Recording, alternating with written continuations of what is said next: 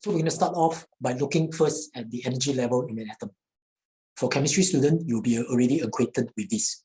So for example, in the case of an isolated lithium atom, the first energy level, that is actually the value of the energy level. Where does this value come from? This value came from using the formula electric potential energy.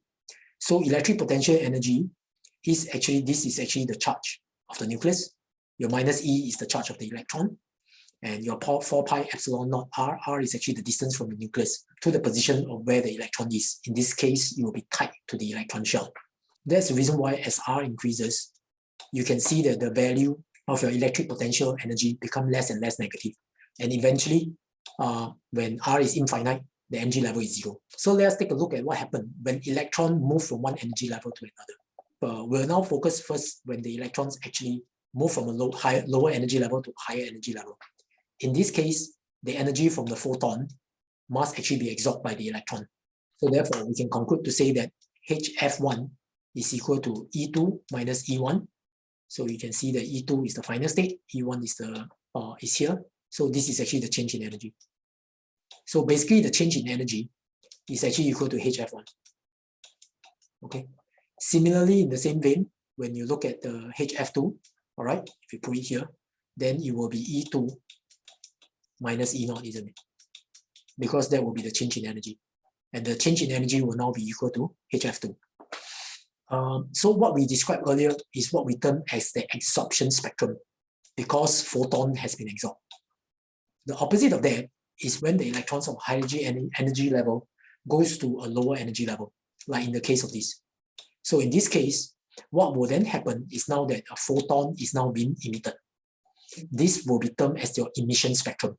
So with that, let's take a look at the absorption spectrum first, before we take a look at the emission. That's typically how an absorption spectrum is being set up. So firstly, there will be a diffraction grating, and you can see that in this case, in this tube down here, you have the atomic gas that we're studying. So it could actually be sodium, for example. Sodium vapor is here. Then you beam in actually a continuous range of frequencies. For those frequencies that matches the energy level, all right, the electrons will then actually be promoted from a lower to higher energy level. So that will be a change in E. So that frequency itself will be missing because they will actually be absorbed.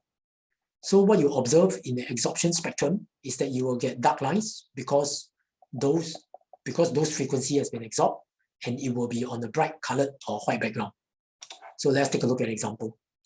In the line absorption spectrum, take note that the site we actually have a clustering will actually have a higher frequency, and so the wavelength increases the other side. But more importantly, you see a lot of dark lines.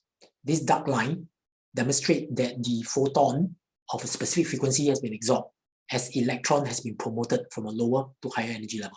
Now let's take a look at the experimental setup to produce a line absorption spectrum. So in the line absorption spectrum, what you have is that you excite a sample of gas. In this case, could also be sodium. And you typically do that in the dark room. And then from there, you actually pass it through a diffraction grating, and this is the spectrum that you get.